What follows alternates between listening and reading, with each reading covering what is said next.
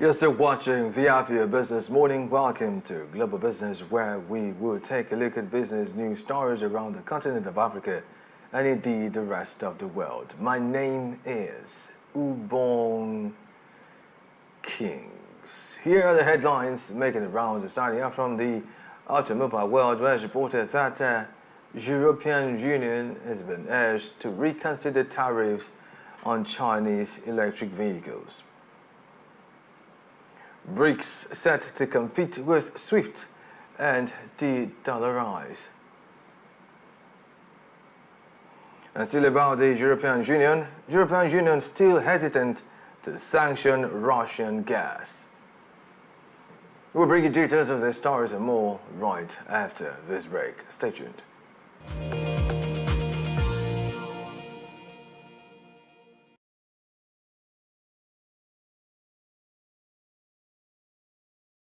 You're watching Global Business right here on the Afia Business Morning, and we begin with business news stories from the automobile world. It was reported that Spain's Prime Minister Pedro Sánchez has openly called on the European Commission and the other 26 member states of the European Union to reconsider the proposed import tariffs on China-made electric vehicles, as he stated that another trade war is not needed in this case, indicating they need to build bridges between the European Union and China. However, the tariffs are designed to offset the subsidies pumped into the lucrative sector by the Beijing authorities, which led to artificially low costs. While following a months-long investigation, the Commission found public money spread across the entire supply chain, putting European competitors at risk of suffering unsustainable economic losses. Real quickly, this story is intriguing for me. One part is the fact that this proposed import tariffs on China-made electric vehicles has negatively affected, if you like, the promotion of the electric vehicles in the European Union, with several automobile companies closing shop and even battery companies as well negatively impacted. I mean, we saw that yesterday. Anyway, it appears that Spain has broken ranks with the European Union to drive home this concern. Incidentally, Euro News captures this analogy exceptionally in some reports. Let's take a look. Spain has broken ranks with the European Commission by warning against plans to slap hefty tariffs on Chinese imported electric vehicles. Speaking during a 4-day visit to China, the Spanish Prime Minister Pedro Sánchez said that the EU needs to reconsider the tariffs to avoid an all-out trade war with Beijing. I have to be blunt and frank. I think that we need to reconsider, all of us, not only member states, but also the Commission, our position towards this movement. And as I said before, we don't need another war, in this case a trade war. I think that we need to bring bridges between the European Union and China, and from Spain what we will do is to be constructive and to try to find a solution, a compromise between China and the European Commission. The European Union introduced tariffs on Chinese-made electric vehicles in July after a 9-month probe found Beijing was pumping generous subsidies across the supply chain, putting European companies at a competitive disadvantage. Spain backed the move in a consultative vote in July, but seems to have U-turned on its position as it warns against escalating the trade conflict. China has already retaliated against the EU tariffs with an anti-subsidy probe into pork products, a move which could hurt industry in Spain, which accounts for some 25% of China's pork imports. Sobre el porcino, nosotros hemos manifestado a las autoridades chinas nuestra sorpresa porque se haya involucrado en esta negociación comercial potenciales sanciones a un sector que nada tiene que ver con el sector de la automoción. EU member states are expected to vote definitively on the tariffs on Chinese electric vehicles in October. A majority of member states would need to oppose the move in order to block the measures. The European Commission has said it stands ready to reach an alternative solution compatible with WTO principles with the Chinese government. Well, moving on to other business news stories, and this time from the Green Economy. It's reported that electricity producers have warned that an Italian economist, Mario Draghi's call to decouple the price of abundant and cheap renewable electricity from that of gas-fired power generation could discourage power companies from investing in clean technologies like wind and solar power, and rejected a charge of rent seeking.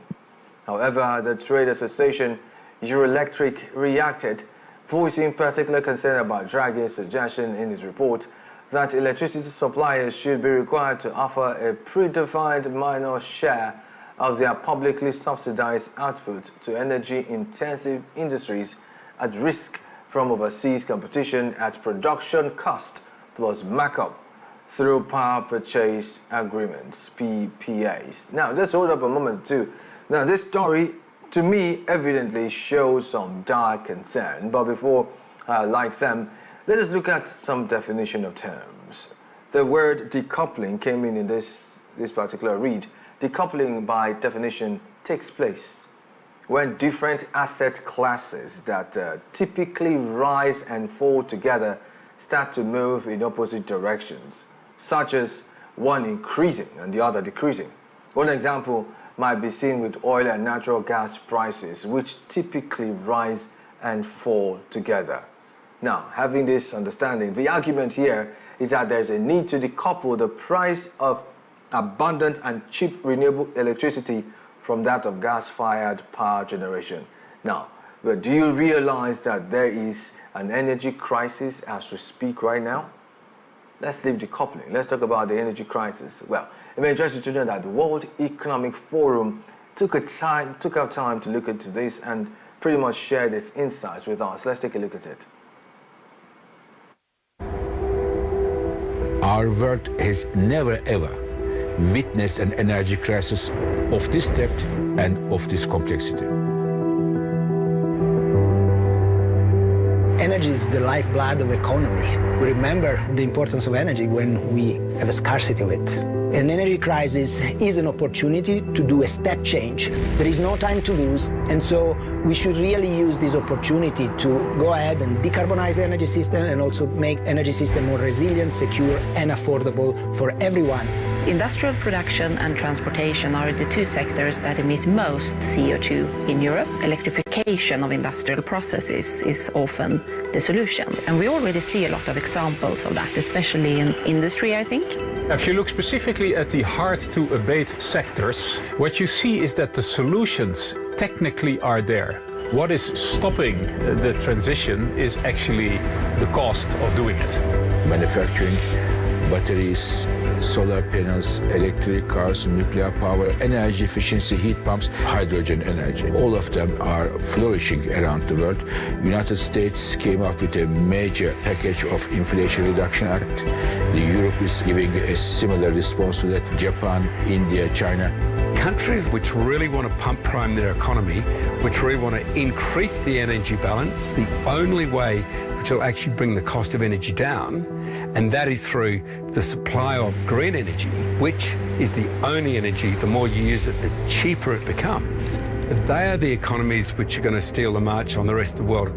In the $3.4 trillion investment gap to finance the climate challenge, I think we have more than $100 billion that is needed to fund the infrastructure gap just in Africa. It's very important for everyone to ensure that we are financing projects in an inclusive way without excluding any technology, any fuel that is important for the future. If you want to decarbonize a complete value chain, it's very hard for one player in the industry to do that alone. So what we do in LCET, low carbon emitting technologies, in this platform, which has been created by the WEF, what we do here is, with a group of industry players, we collectively decarbonize an entire value chain, and this spreads risk. We need to understand that energy is not only about supply. Many people talk about fossil fuel versus renewable. That is an important part of the debate. But we have to talk also a lot about, or to work a lot, on the demand side. Because if we lower the demand, we'll need less energy supply. So it's about making sure that we actually make a reality out of the technology, the knowledge and the capital that is actually there in order to run this. And we need to increase the pace now. Oh well, there you have it. And you're still watching Global Business right here on the AFIA Business Morning on AFIA TV. Kindly join in on this conversation and more on our dedicated AFIA Business YouTube channel. Do well to type in the search bar www.youtube.com/AFIA Business. And while you're there, do well to hit the like button and subscribe for notifications on all business-related content coming to you from AFIA TV. Up next will be more business news stories from the rest of the world right after this break. Stay tuned. You're welcome back to the AFIA Business Morning right here on AFIA TV. You are watching Global Business. Now to the rest of our stories. And this time we're moving on to business stories from the rest of the world, where it's reported that Brics, which is a combination of Brazil, Russia, India, China and South Africa, has announced the creation of a blockchain-based payment platform which would be set to redefine the collective's global economic standing, where it will compete with some of the largest payment systems worldwide, which of course includes the Western-dominated SWIFT system. However, the Brics group confirmed that 159 participants will adopt the new payment system, which is crucial to the bloc's ongoing de-dollarization efforts and will help provide participating countries with an avenue to trade in local currencies, as it will greatly hinder how these nations sell to trade, ultimately decreasing international necessity for the greenback. Let's take a look at something real quickly. For the most part, by way of definition of terms, de-dollarization describes a process of moving away from the world's reliance on the US dollar as a chief reserve currency. The dollar has remained the primary reserve currency and conduit for international businesses ever since the United States actually emerged the world's top economic power following World War II. But these questions often emerge about whether the dollar can sustain its leadership. However, it may interest you to know that the Russian market avails us some of this info with reference to Brics adopting this particular payment system within their bloc. All right. Yes, we know it is not a recognized professional body of a sort, but then this is a force to reckon with, because it bypasses the greenback to a large extent, bypasses the dollar, and helps these countries that are part of Brics to be able to actually do business without relying so much on the dollar. Let's take a look at this report real quickly. The group of emerging economies known as BRICS makes up more than 40% of the world's population and a quarter of the global economy. And more countries want to join the club, which aims to challenge a world order seen to be dominated by the US and its Western allies. But what exactly is BRICS? Who wants in? And why? Underscoring the growth potential of Brazil, Russia, India, and China, a chief economist at Goldman Sachs came up with the BRIC acronym in 2001. The group was founded as an informal club in 2009. Its creation initiated by Russia. South Africa joined the following year. It's the smallest member in terms of economic clout and population. BRICS is not a formal multilateral organization like the UN or World Bank. Its leaders usually get together annually, with each nation rotating through a one-year chairmanship of the group. The bloc operates by consensus. Apart from geopolitics, the group's focus includes economic cooperation and increasing multilateral trade and development. And that's attracting others. This year's chair, South Africa, says over 40 countries have expressed interest in joining. Iran has said it hopes the club will pin down the new membership process as soon as possible. Oil heavyweight Saudi Arabia has the backing of Russia and Brazil. And Argentina says it has China's support. One of Africa's fastest growing economies, Ethiopia, says it's asked to join. Bolivia appears interested too. In July, the country turned to the Chinese yuan, saying it wanted to curb dependence on the US dollar for foreign trade. That move aligns with BRICS' stated aim. The same month, Algeria said it applied for membership and to become a shareholder in the so-called Brics Bank, or New Development Bank. Still, current members are divided over expansion. China wants the group to get bigger as it tussles with the U.S. over trade and geopolitics. South Africa and Russia, which hopes to thaw its diplomatic isolation over the Ukraine war, are also keen to see the group grow. But Brazil is more skeptical, and India is undecided. Oh well, you've seen it for yourself, and we'll follow up with our stories here, all of that unfolds. But in an attempt to end this bulletin, let's quickly bring you the report that the annual State of the European Union Energy Union report has shown that Europe still relies on Russia for nearly a fifth of its gas imports, where they are still hesitant to sanction Russian gas, while the European Union executive is concerned at the slow pace of the transition away from fossil fuels. Meanwhile, despite the huge drop in supply since the Kremlin began its all-out war on Ukraine in 2022, the European Union still relies on Russia for almost a fifth of its gas supplies, and Energy Commissioner Kadri Simpson demurred when he asked whether the bloc was ready to include it in an ever-expanding sanctions regime. Now, this report brings a lot of dimensions to the fore. First, it's amazing to know that Europe still relies on Russia for nearly a fifth of its gas imports, despite the plenty sanctions. And for this reason, that is the European Union, is still hesitant to sanction Russian gas. Oh well. Euronews took the time to look into this phenomenon and now reports. Let's take a look. 2.5 years into the war in Ukraine, the European Union still imports 18% of its gas from Russia, a figure similar to last year's. That's according to the 2024 State of the Energy Union report. Some of this gas comes through Ukraine, but those contracts are set to expire at the end of the year. When asked about the situation, the European Energy Commissioner admitted it's unclear what will happen next.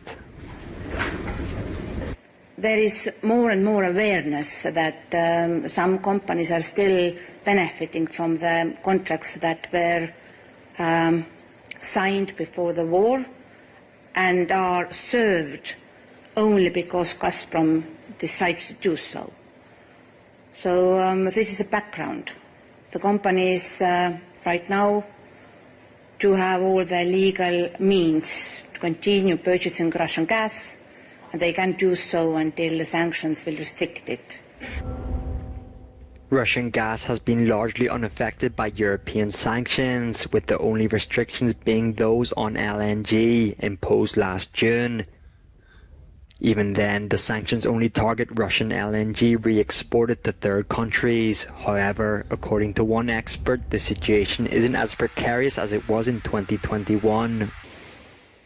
The report also urges EU member states to submit their updated national energy plans as soon as possible, as the latest versions are not yet sufficient to reduce net greenhouse gas emissions by at least 55% by 2030. Oh well, we'll follow up with the stories, all the stories as they unfold and keep you in the loops just so you get informed. And talking about getting informed, you can get to our dedicated Afia Business YouTube channel by kindly tapping the search bar www.youtube.com/@Afia Business. And while you're there, do well to hit the like button and of course subscribe so you get notifications on all business related content coming to you from Afia TV. And just so you know, right now we'll take a break, and when we return, we will be jumping into a conversation segment, and what we're going to be looking at will be all the conversations we had in the past week. We call it a recap, the week in retrospect, actually, on the Eastern Business Report. Stay tuned. My name is Ubong Kings.